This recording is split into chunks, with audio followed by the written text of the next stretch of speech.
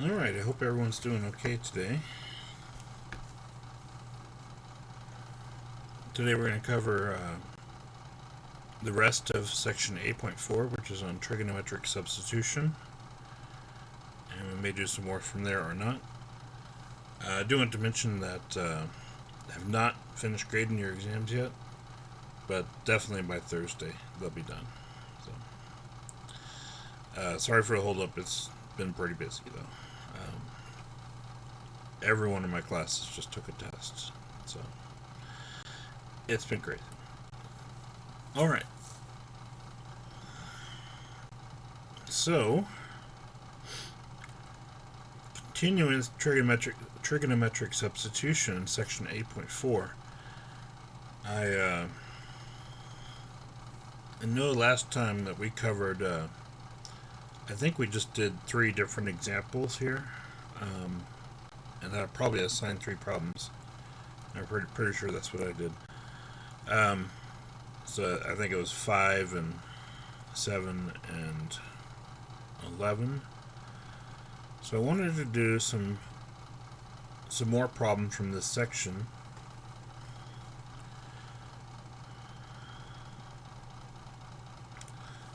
So let's look at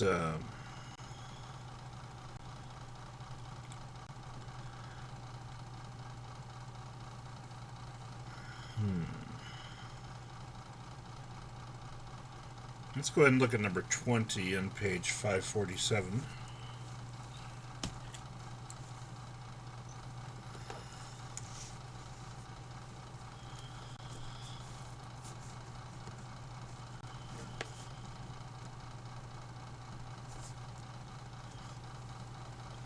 Now for number 20, we have the integral of 1 over the square root of x squared minus 4 dx.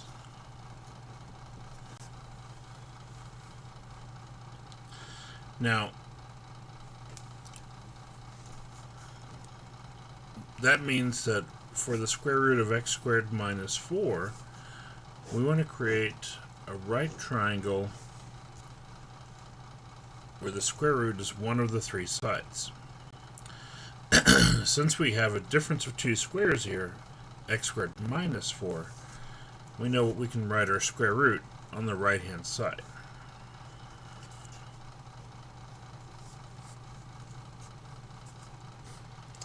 Okay. Now, as we established last time, when we have a difference of squares, the one that's positive, x squared in this case, will always go right here on the hypotenuse, and whichever one's subtracted will be the other leg. And again, remember, this is square root of x squared is x, square root of 4 is 2. We are looking at the square roots of those terms. So that completes our right triangle, and we'll use this to set up our substitution. Now, we need to find a substitution for x based on theta. And we would like to use x over 2 because it's easy to work with a constant, whereas it's more difficult to work with a square root. So, relative to theta, we have the hypotenuse and the adjacent side. So we'll go ahead and call that secant of theta is x over 2, which means that x could be equal to 2 secant theta by multiplying by 2.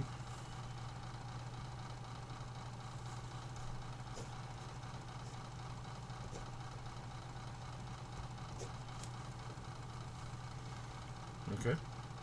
We also need a calculation for dx, which is the derivative of x. So that'll be the derivative of 2 secant theta, which is 2 times secant theta times tangent theta,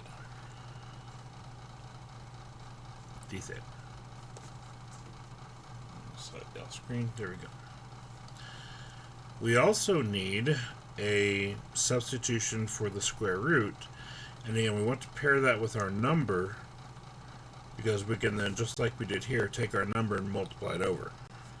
So This time for a square root of x squared minus 4 over 2, that would be the opposite side and the adjacent side to tangent. And that would be tangent of theta.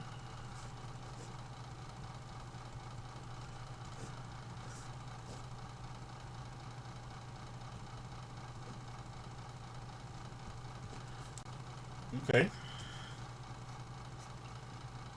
And so finally we can say that the square root of x squared minus 4 is equal to 2 tangent theta.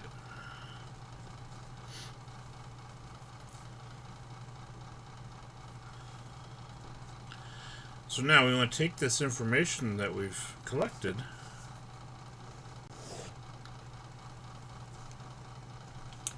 and we'll create our substitution from that into the integral. If we look in the integral, we have dx, which is considered part of the numerator. That's the 2 secant theta tangent theta, d theta.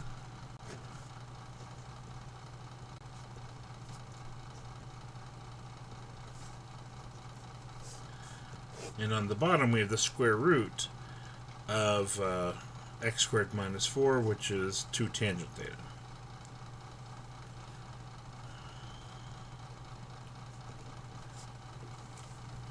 Okay.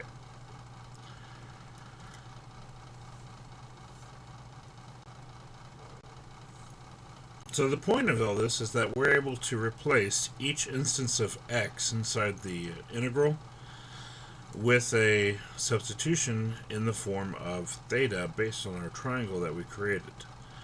In this case, we're using secants and tangents, although other times we may be using sines and cosines or different combinations of things.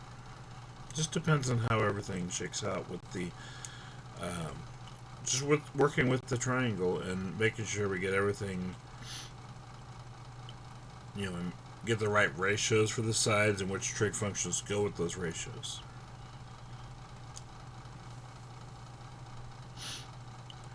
Alright. So we do x and dx and then the square root. That's what we traditionally find in the integral. Now looking at this, we can reduce the 2's and we can reduce the tangents. And it really just leaves us integral of secant theta d theta. Let me focus on this now. So from here we want to find the integral of secant theta d theta. Well, the integral of secant theta is natural log of secant theta plus tangent theta plus c. This one, I do have a list of certain integrals and derivatives that I will provide as a formula sheet, and generally the integral of secant theta is one of them, because it's kind of an unusual one,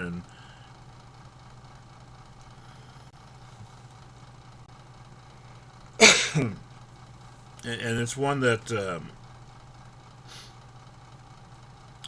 really, if we set out to find the integral ourselves, it's kind of a silly example, because what happens is we basically would have to introduce an entirely new factor both in the numerator and the denominator to accurately create a substitution for integral of secant theta, which would let us actually find this expression that we end up with.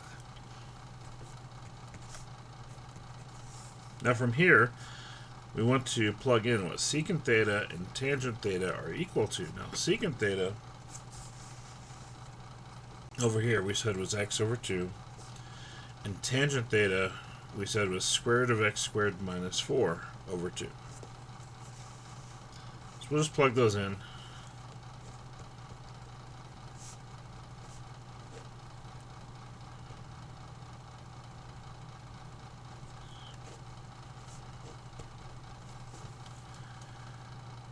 Technically, we should have the absolute value bars here, but I'm not going to be a stickler for that one. And we can combine these into they have a common denominator. So it's x plus the square root of x squared minus 4 over 2 plus c.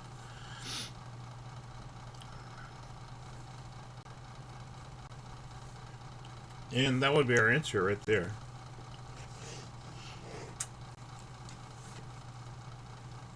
There's really nothing else that we could do to simplify it. So,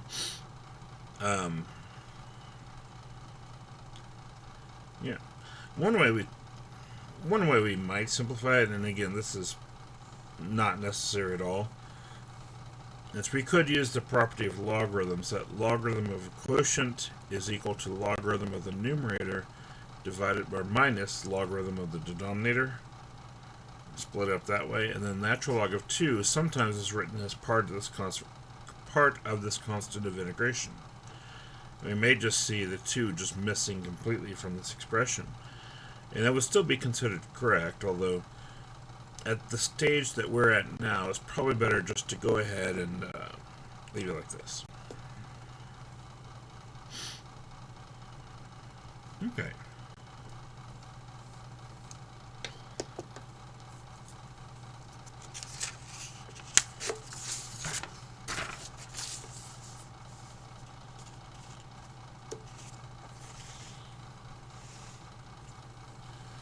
Let's see what else we want to work here.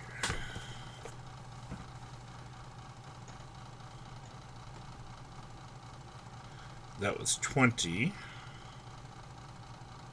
Let's go ahead and look at 22. That's a little bit different.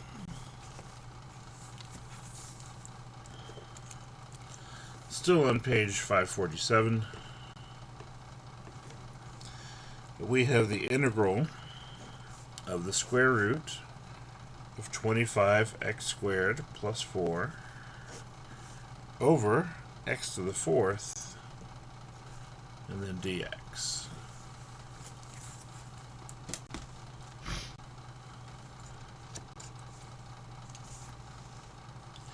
Now again, we want to take this radical term and express it as one of the sides of our triangle.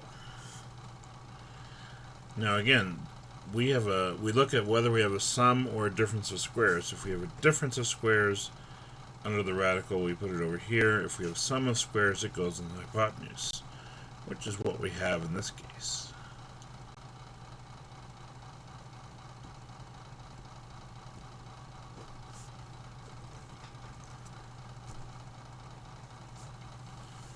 Okay, so 25x squared plus 4. Now, that means that the two legs are basically the square roots of these numbers. So for 25x squared, the square root is 5x, the square root of 4 is 2. And now we could check using the Pythagorean theorem if we chose and show that a squared plus b squared is equal to c squared. But the important part is that we've set up this right triangle.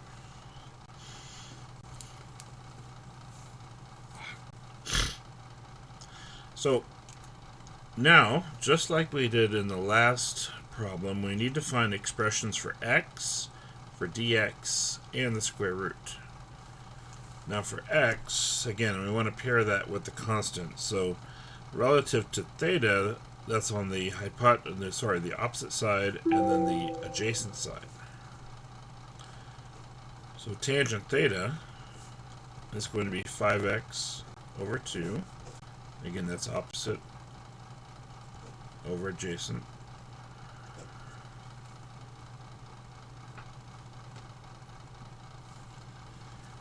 And we can solve for x by multiplying by the 2 and then dividing the 5 over. So 2 over 5 times tangent theta is equal to x.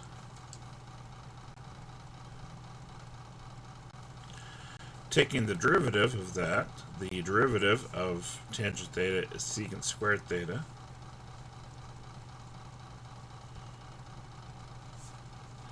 And don't forget d theta.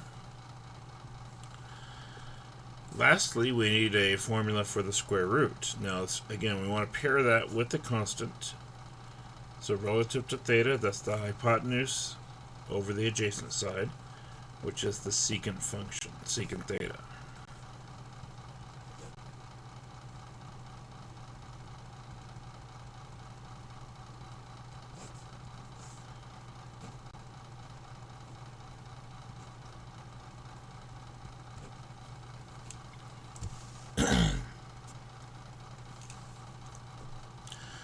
And so we can say that 2 times secant theta will replace the square root, which is square root of 25x squared plus 4. So in particular, we want to make sure we use whatever x is equal to dx, and then the square root. So those are the 3 terms that we really need to complete our substitution. In the numerator, we have our square root first, which is equal to 2 secant theta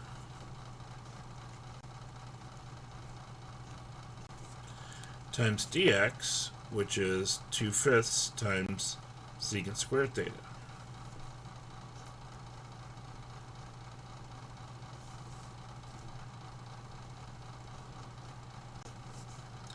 And then on the bottom we have x to the 4th. Now x is 2/5 to the times tangent theta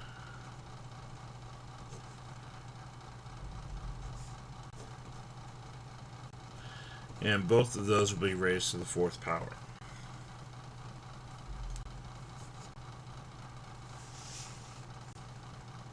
Okay.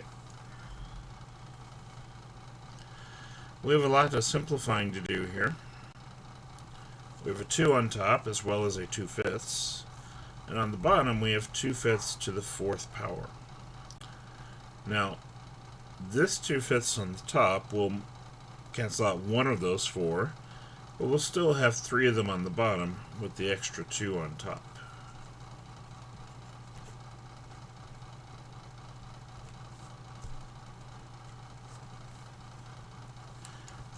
And I just said 3, and then anyway. And then we look at the secants. We have secant times secant squared on top, which is secant cubed. And we have tangent to the 4th theta on the bottom.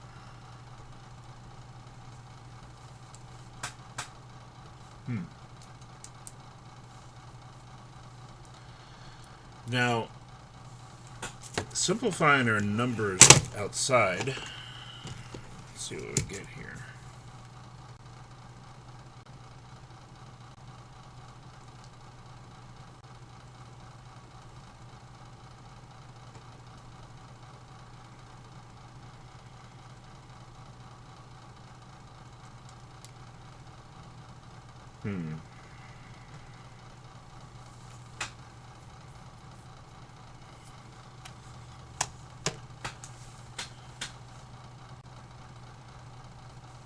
Yeah, I'm just gonna calculate it directly and not worry about the number. It comes out to be 31.25 on the outside. Once we take 2 and then divide it by 2/5 to the 3rd power.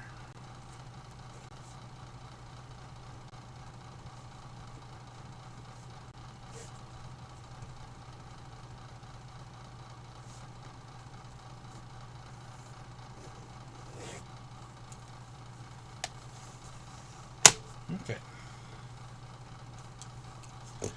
Now we look at this integral. We have secant cubed theta over tangent to the 4th theta that we need to integrate. And unfortunately, looking back at what we talked about in section 8.3, this was the scenario where, where we have an odd number of secants or an even number of tangents. We basically just said good luck and do the best we can. The good news in this case, no, it's probably not good news. Maybe it's good news.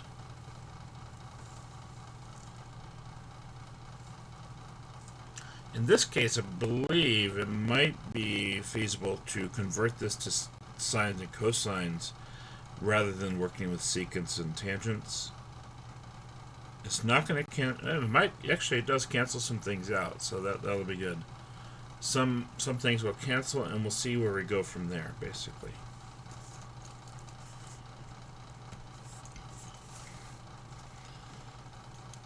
And again, that was one of my recommendations when we talked about that before.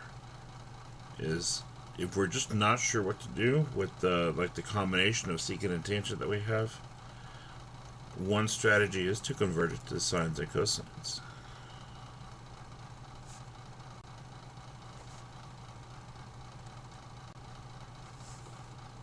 Okay. Now, secant is 1 over cosine.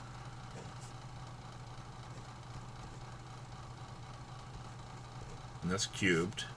And that's being divided by tangent. Now, tangent is sine over cosine. And that's to the 4th power. Okay. Now, if we're dividing fractions, as we are here, we know with division of fractions we change it to multiply and then take the reciprocal of the second fraction. And what I'll do in the same step is I'll go ahead and apply the exponent.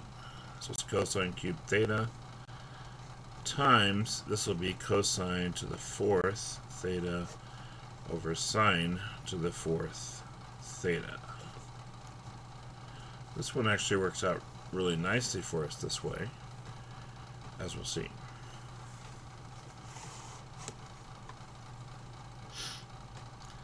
Okay, now, yeah, and the way that it's really nice is we have cosine cubed, and we have cosine to the 4th. Now, cosine cubed is on the bottom, cosine 4th is on the top, so we can actually cancel those out. And the 3 cosines on the bottom cancel out 3 of the cosines on top, and so it just leaves us with a single cosine of theta in the numerator.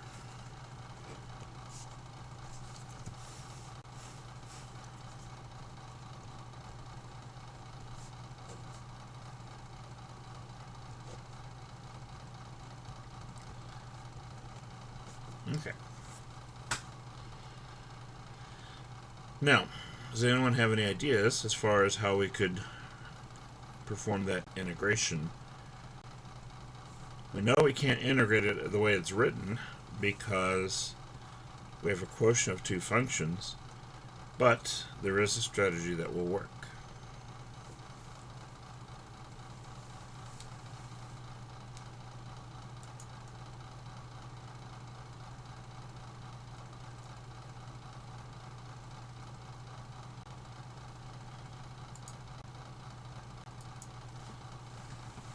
Okay.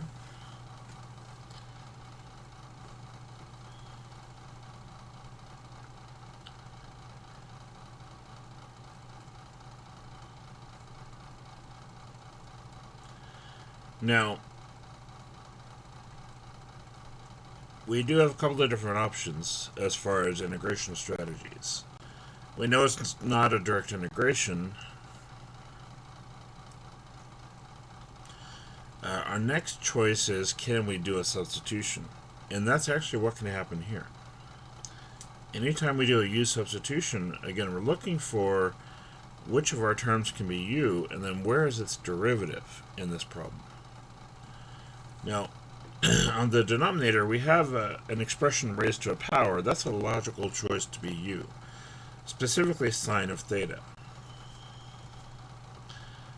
And the reason that sine of theta works here is we think of its derivative, cosine theta, and that conveniently appears in the numerator. Okay. So here we have du on top, and this will be u to the 4th on bottom. And you might ask, why don't we use u equals sine to the 4th? The reason we don't use sine to the 4th is that if we took its derivative, the derivative would actually be a chain rule derivative. And if we had sine to the 4th power, the derivative would be 4 times sine to the 3rd power times the derivative of sine, which is cosine. And it's a much more complicated derivative when we look at it with that extra exponent on it than if we don't. So we want to make sure we use sine theta as our u. Now, so this will just be u to the fourth. It's not like we get rid of the 4.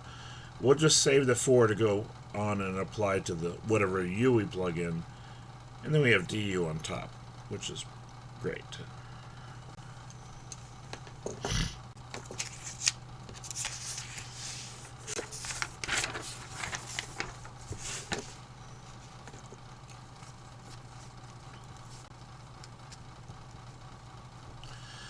Okay, so as we said, du on top, and then u to the fourth on the bottom. Now, from here, we have to think about actually integrating this. So rather than looking at it as du over u to the fourth, let's bring that u up to the numerator. So u to the minus 4 du.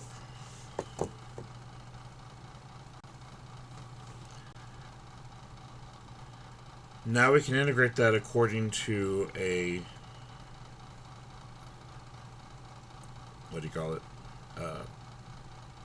It's a power rule, yeah. Let's see, we have 31.25 times u to the negative 3 divided by a negative 3 plus c. Okay. I'll need that sheet again in a second. Okay.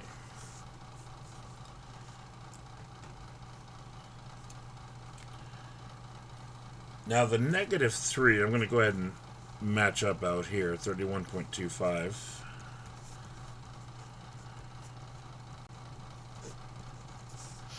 And then this is u to the negative 3, so I have 1 over u cubed.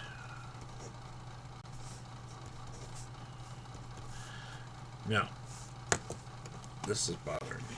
Sorry.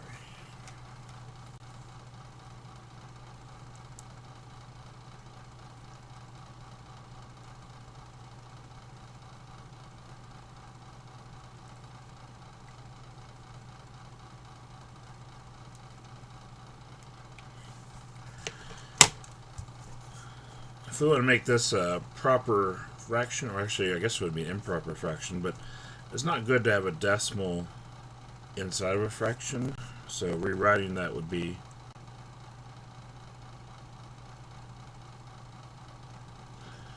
(125 over 12), and it would be negative.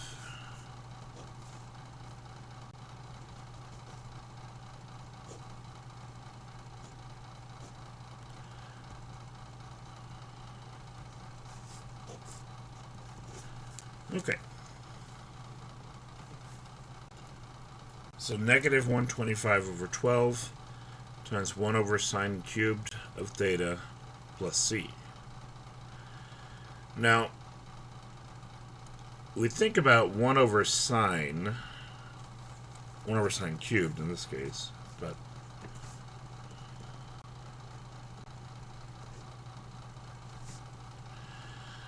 one over sine is actually cosecant cubed theta. So we need to make sure, okay, we know we're not done with the problem because we haven't gone back to our x's yet that we started with. We still have cosecant of theta in the equation, or in the answer. So we go back to our triangle and figure out what is cosecant of theta.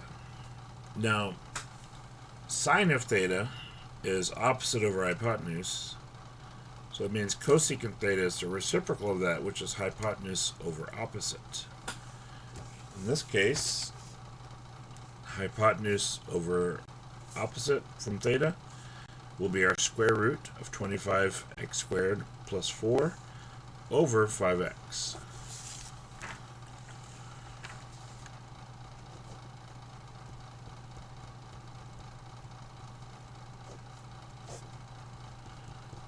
And that is to the third power. Let's see.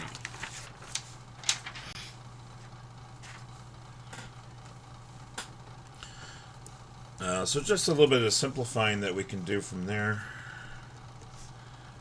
Negative 125 over 12. We have 25x squared plus 4 square root into the third power.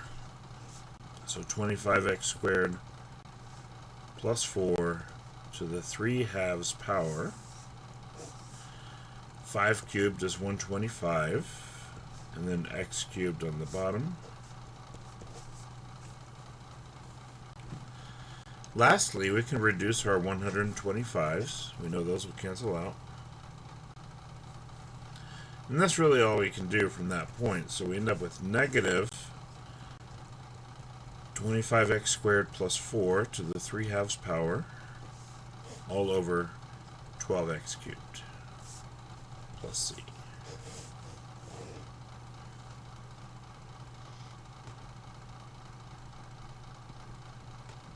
Okay.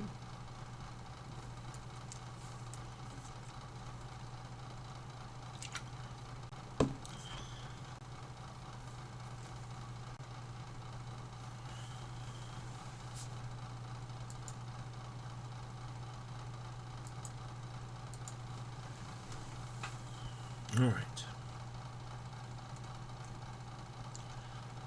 So that was a little more involved. Let's see, that was number 22. Okay.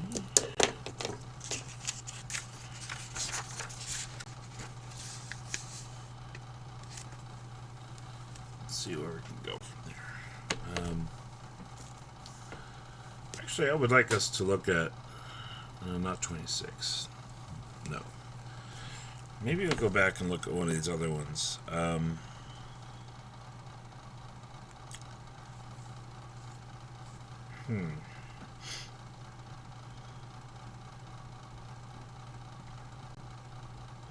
We could try 14, actually. Yeah, 14 might be a good one. We have 2x squared over 4 plus x squared in parentheses squared.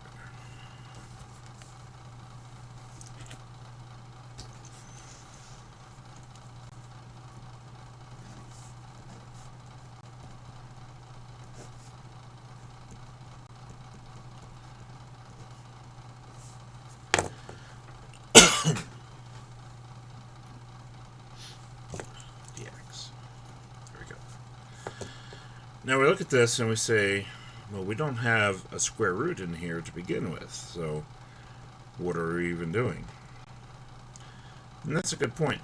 We don't have a square root to start with. We do have a sum of two squares in parentheses in this case, raised to a power. And it's kind of the same format that we've been working with, except it's a square instead of a square root. So we do have to do a little bit of adjusting.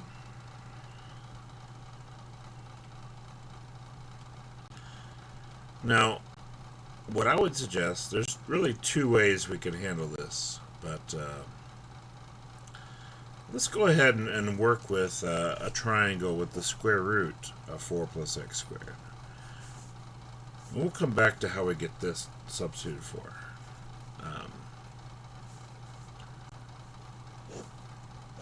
So if we have a right triangle, because this is a sum of two squares, we're actually going to put that on the hypotenuse like we talked about. Our two legs are 2 and x, and I always like for the x to be the vertical side and the 2 to be horizontal in this case, just to make sure that we use secants and tangents rather than cosecants and cotangents. It's not a huge deal, but I think it makes a difference.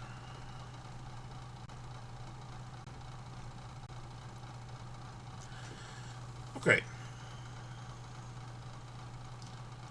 So again, we want to set up our substitutions. So for x and 2, that's the opposite and adjacent side to theta, so that'd be the tangent function. So we can say x is equal to 2 tangent theta, and we can take its derivative and say it's equal to 2 secant squared theta d theta.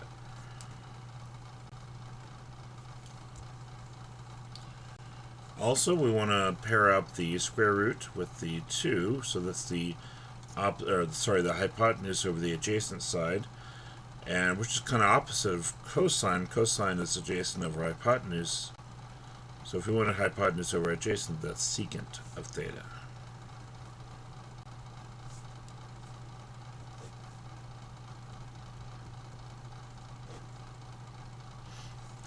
And so we can conclude that the square root of 4 plus x squared is equal to 2 secant theta.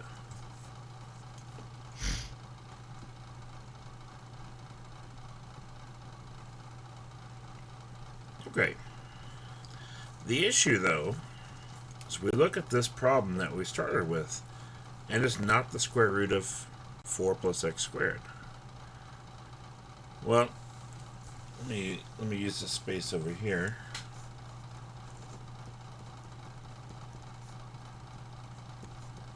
So this is where we're at. This is what we have is currently true. Let's go ahead and square both sides.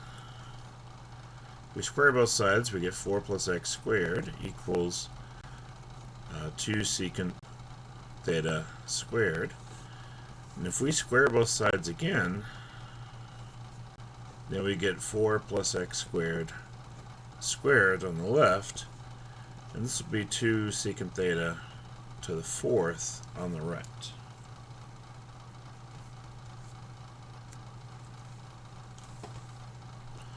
That's one way that we could proceed here. Basically, the square root to the 4th power is equal to 4 plus x squared squared. That's really what it amounts to. Now, if we had a 3 halves powered instead of a square, well, 3 halves powered is just the square root cubed. So we would cube both sides in that scenario. It really depends on what we're working towards. In this case, because we have a square, we squared the square root and we squared again to get to that term. And so this term on the bottom will be replaced by 2 secant theta to the 4th power.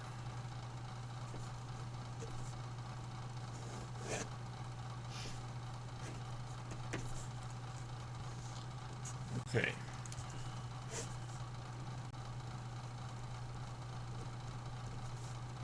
So we've got that. Now on the numerator we have 2 times x squared. Now x is 2 tangent theta.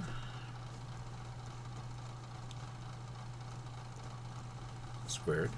And then we have dx, which was 2 secant squared theta.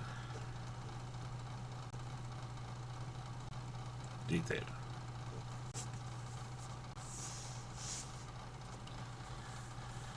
All right.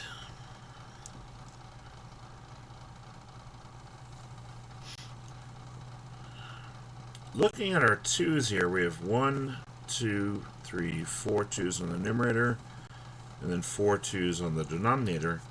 All of our 2's actually cancel each other out this time. 2 divided by 2 is 1. And we repeat that for all 4 terms, on top and bottom. So we know we're okay there. The 2's will cancel, but we still will have tangent squared and secant squared.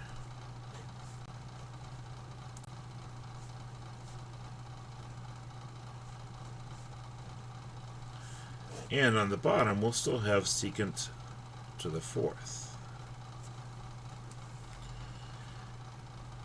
Now from here, we notice that we have secant squared on top, secant to the 4th on bottom. So we can reduce those. And so we cancel out 2 of the secants on the bottom, which still leaves 2 more. So at this point, we have tangent squared theta over secant squared theta. D theta.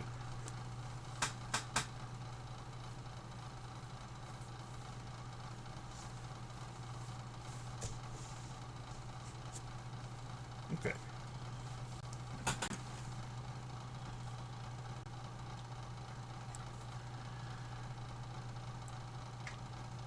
So now the question is, where can we proceed from here? That's a good question. It turns out there's a couple of different ways we could do that.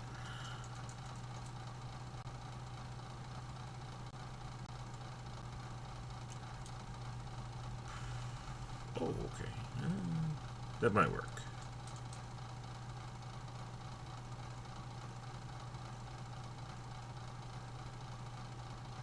Maybe not.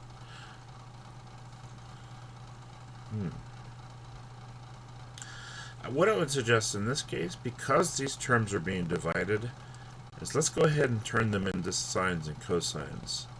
And we'll see where it goes from there. We actually have, when we have now we can't really use the method that we used in 8.3 because it really depends on the sequence being in the numerator. And that's really what's foiling our progress right here. The other thing we could do in this case, other than change it to sines and cosines, is we could actually apply an identity to tangent squared, because we know tangent squared is secant squared minus 1, I believe. And then we could separate this into two parts. It might just be faster, I think, to just change it into sines and cosines and simplify.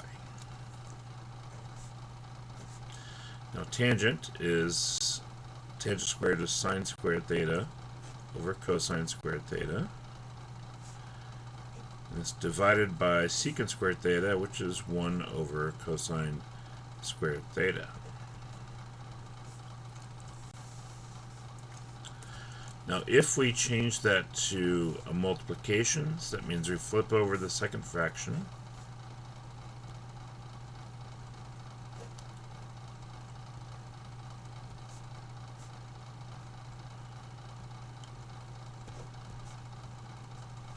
And we can actually cancel out the cosine squares, leaving just integral of sine squared theta d theta.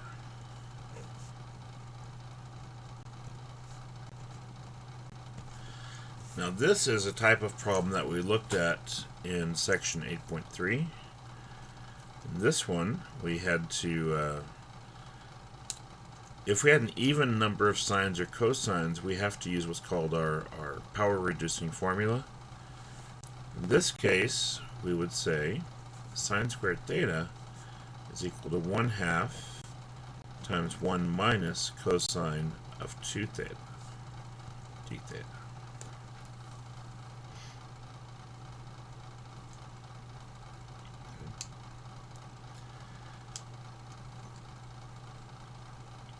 So we use the power reducing formula. We get 1 minus cosine 2 theta divided by 2, but instead of saying divided by 2, I just factored the 1/2 outside.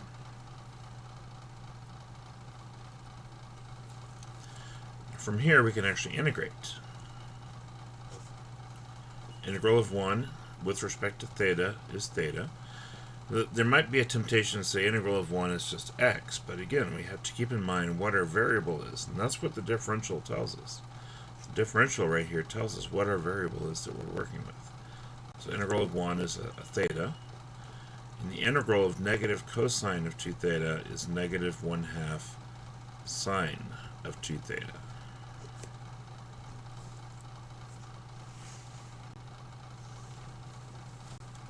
Okay. So here's our integration.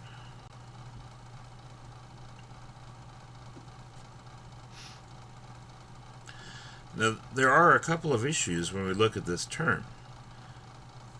So we have to know what theta is, which is the angle in the triangle, and we haven't already talked about the angle. It's going to be a function of x, basically. And sine of 2 times theta, we can only find sine of theta from the triangle. There is no angle in the triangle that is 2 times theta. And it's not a direct linear relationship either. In fact, we have an identity for sine of 2 theta, and we'll have to apply that as well. And it turns out that sine of 2 theta is 2 times sine theta times cosine theta. That's our identity, our double angle identity for sine. And what's going to happen is the 1/2 will cancel the 2, and we'll just have sine theta times cosine theta. But the other issue is theta, like I said. If we go back to our triangle, we don't actually know what theta is. We don't know what the angle is because we don't know what x is. Okay? The way that we talked about finding theta before is that we could take this expression, tangent theta equals x over 2,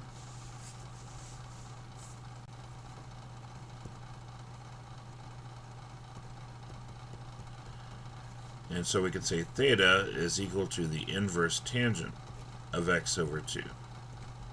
Basically, we take the inverse tangent of both sides of the equation, it cancels out the tangent on one side and applies the inverse tangent on the other side. So when we go to resubstitute our x's, theta will be inverse tangent of x over 2. And we won't quite be done with this one yet. We have to do this change first. 2 sine theta cosine theta, replacing sine 2 theta. But then we can actually get sine and cosine theta from the triangle once we have those.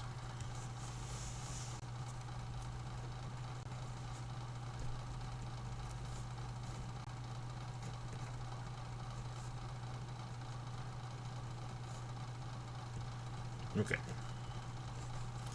So we said theta is inverse tangent of x over 2.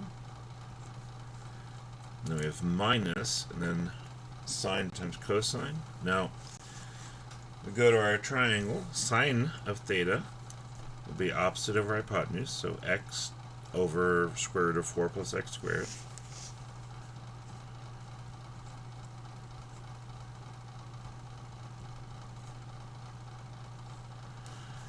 And cosine of theta is adjacent over hypotenuse, so 2 over the square root of 4 plus x squared.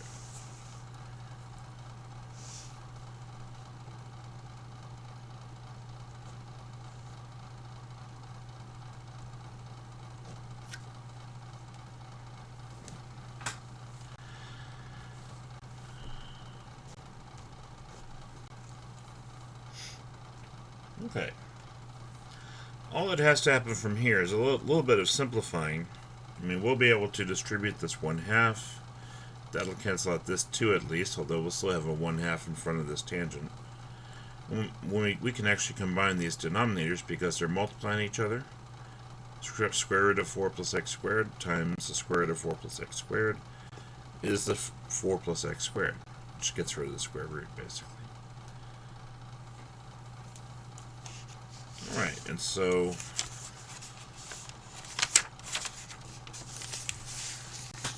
trying to express an answer here.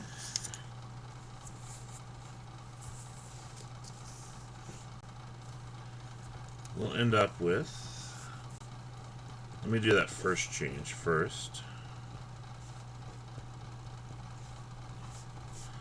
So this will be 2x over 4 plus x squared.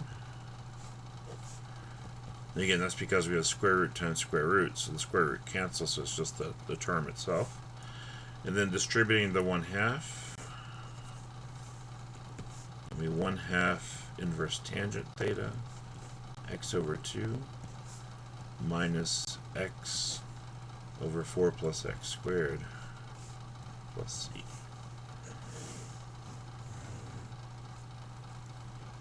Okay. What's the 1/2 would cancel out the 2 here.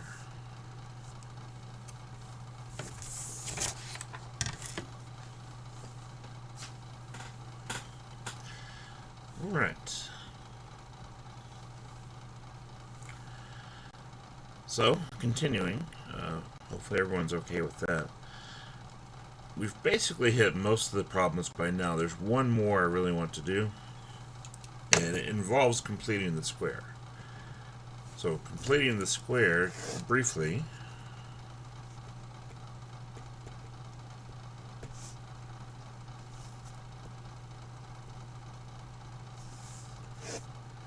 if we have x squared plus 6x, for instance, and we want to complete the square for this binomial. The idea of completing the square is picking a constant we could add here, so that if we take this as a trinomial, we can factor it into identical binomials. Okay, so basically it turns this into the square of a binomial. So the way that we pick this number that we add is based on the middle number here. And it assumes that we have a 1 in front of the x squared.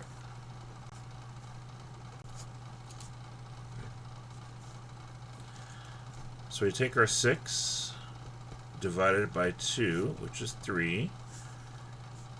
Then we take our 3 that we just got and square it to give us 9.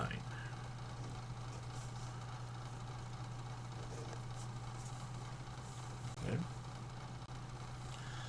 So our 9, we plug in here, positive 9, so we get x squared plus 6x plus 9, which is x plus 3 times x plus 3, which means we can write it as a perfect square, x plus 3 squared.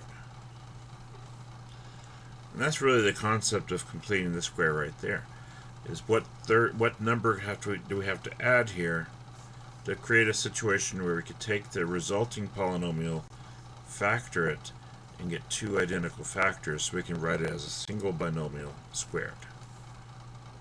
And this is the process. We take the number divided by 2 and then square that result. Okay. Even if this is negative, when we square it, the half of that number, square half of the negative number, turns into a positive. So what really makes this easy is if we have an even number here, because at least this will be a whole number when we divide by 2.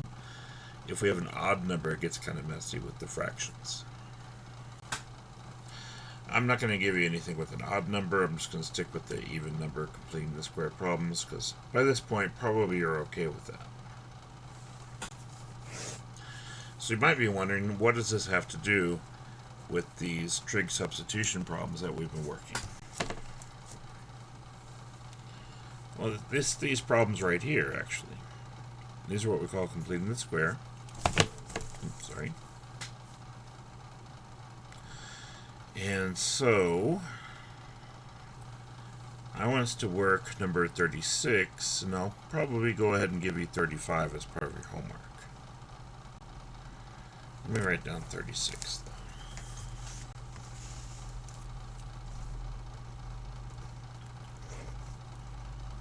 Still on page 847, or 547, sorry.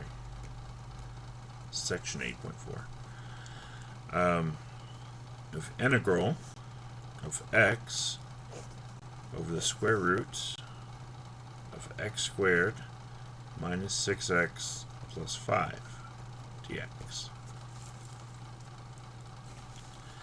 So we talked about completing the square, but then we look at this and we say, well, we already have a trinomial in that radical. It's not identical to the one that we came up with for the perfect square, but it is certainly a trinomial. Well, here's the issue, is that we may or may not have a number here already. It just depends on the problem. But if there is, we still can complete the square for the first 2 terms and just kind of split those up from there. Okay.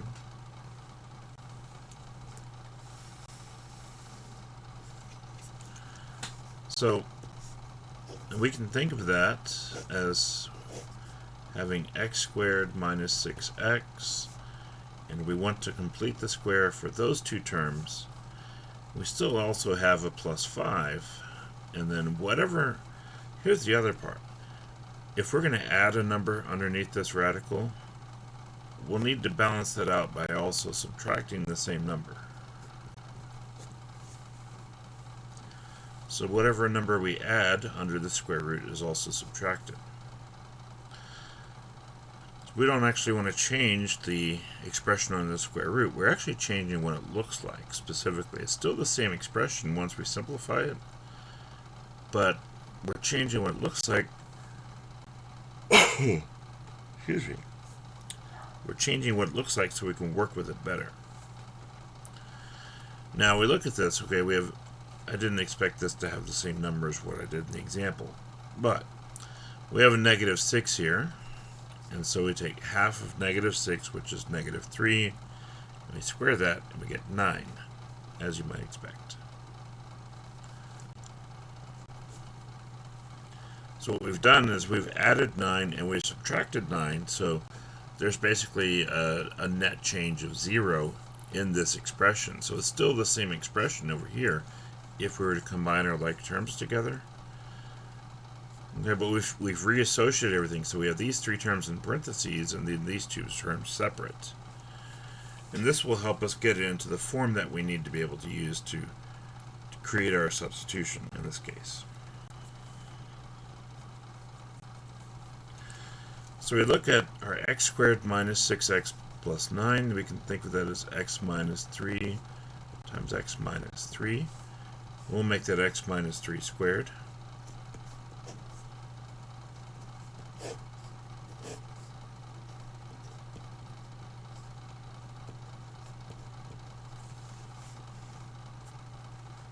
Okay. Over here we have 5 minus 9, which is minus 4.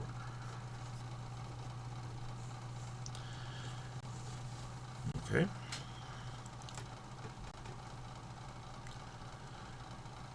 So we have x minus 3 squared minus 4. Now,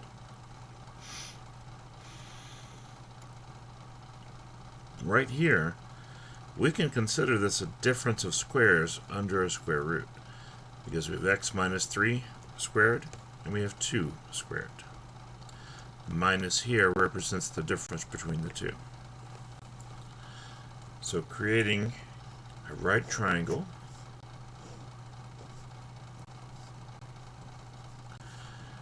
our square root, because it's a difference of squares, will be on the right.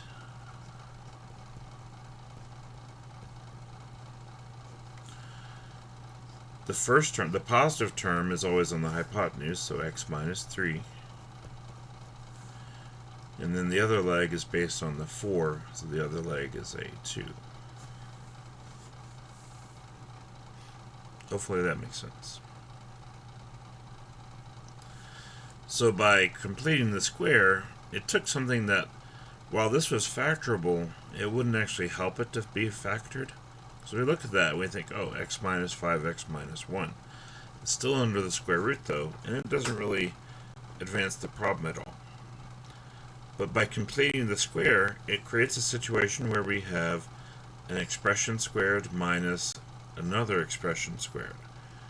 And so we can use that difference of squares to set up our right triangle. Okay.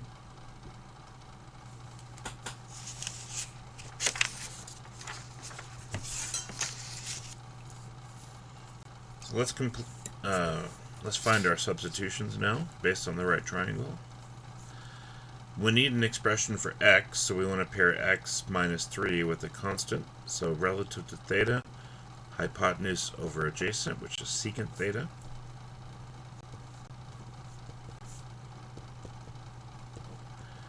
Now this will take a little more work to solve for x. We'll multiply by the 2, so it'll be 2 secant theta equals x minus 3. We'll also add the 3 over.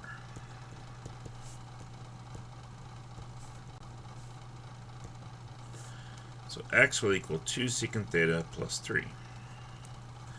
Dx, just take the derivative there. Derivative of 2 secant theta is 2 secant theta tangent theta, and the derivative of 3 is 0. So there's x, there's dx. We also need an expression for the square root. So we'll pair that with our number, so they'll be opposite and adjacent, so tangent, once again. Tangent theta is the square root of x minus 3 squared minus 4 over 2.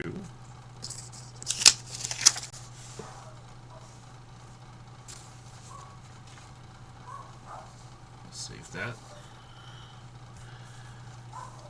You'll hear my dog barking. And then we just multiply by 2, so our square root of x minus 3 squared minus 4 is equal to 2 tangent theta. Okay. And that's the other term that we needed to complete the integration. Now, if we remember, our original integral was x over square root of x squared minus 6x plus 5 dx.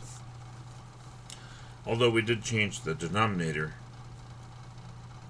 we didn't change the denominator, we rewrote it to where it was square root of x minus 3 squared minus 4. So we'll still replace the 2 tangent theta on the denominator here.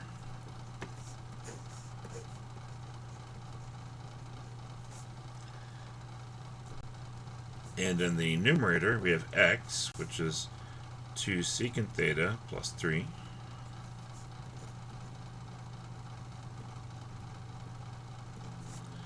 And then dx, which is 2 secant theta tangent theta d theta.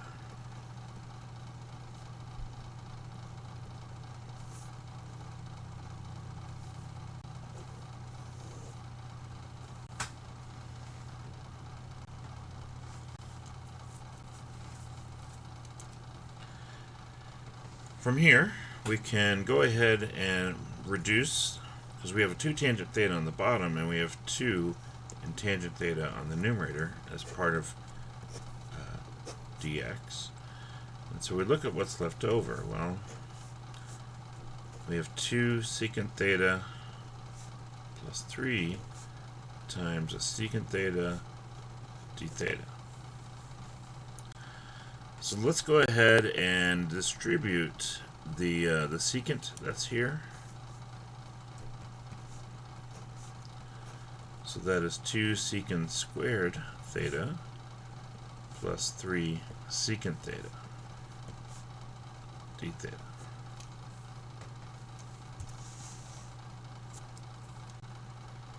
Okay. We can actually integrate it just like it is. The integral of secant squared we know is tangent of theta, and the integral of secant is one of those ones where either we just remember it or we have a formula for. The integral of secant is natural log of secant plus tangent. So it's 2 times tangent theta, and this will be 3 times natural log of secant theta plus tangent theta. Let's see. Okay. So ultimately we are able to integrate it like it is.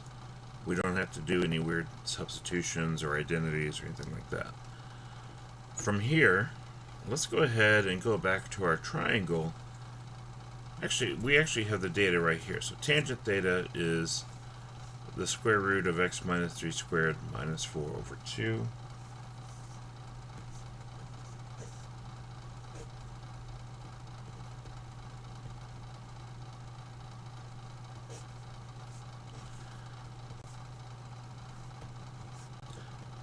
And secant theta is at the top here. Secant theta is x minus 3 over 2.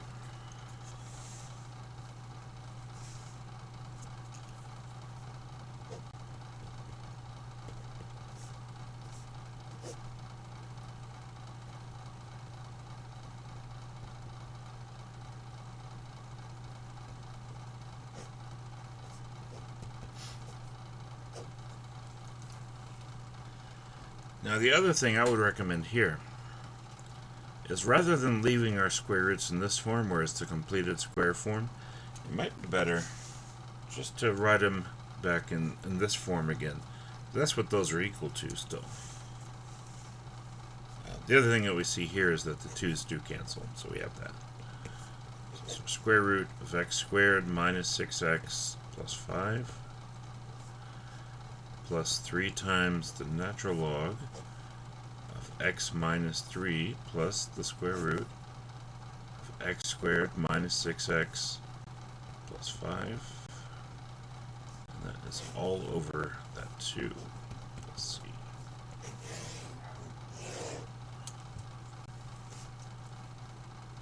Okay. And so that'll be our answer for that problem.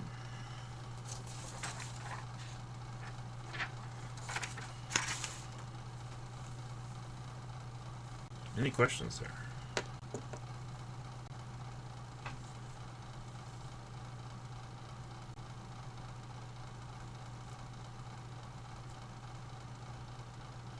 Okay.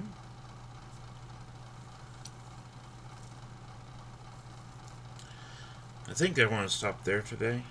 I'm not quite ready to dive into the next section. We really only have a couple more sections. I think it's 3 more sections to cover in Chapter 8, which would be 5, 7, and 8, I believe. No, 5, 6, and 8. Yes. So we're moving right along.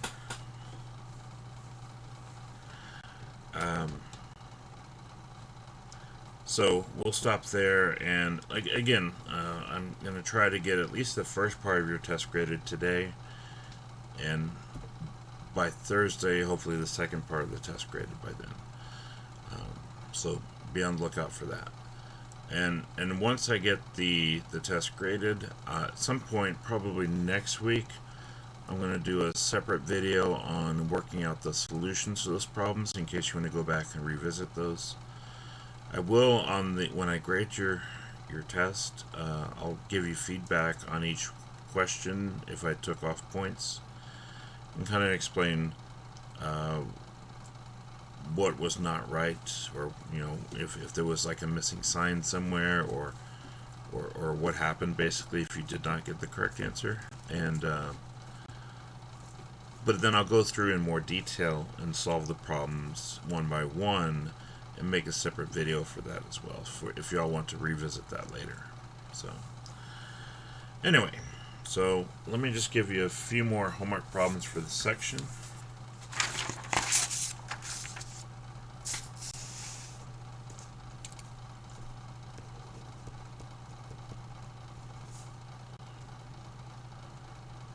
This is 8.4 homework. Now, I actually already assigned these first 3, but let me add to it. So let's do 3, 5, 7,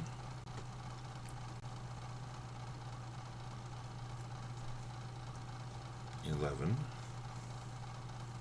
So I already assigned these 3 before. I want to go ahead and include number 3 there. And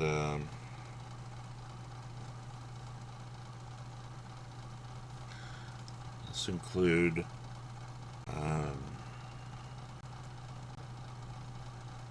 21, 23,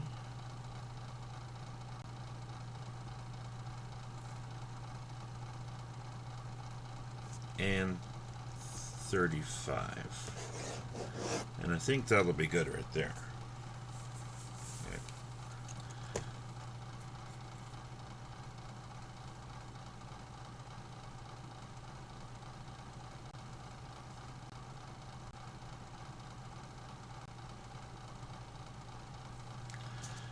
Go ahead and put 9 in there also. I would like for you to do one more like that. So I think that'll be good there. Sorry about that. So like I said, we'll leave it at that for today. Next time we will be starting section 8.5. We'll be able to do all of it next time, I assume. The nice thing about 8.5, I'm sure you'll all be thrilled about this. Very little, if any, trigonometry. So we've finished the trigonometry portion of this chapter. Make sure you work on it though, because I know that tends to be what a lot of Cal 2 students are weakest at, is working with trigonometry and the expressions. And make sure you practice these. And otherwise, have a good day. And like I said, part 1 graded today, and by Thursday I'll get part 2 graded on your test. So y'all have a good day, and I'll talk to you next time.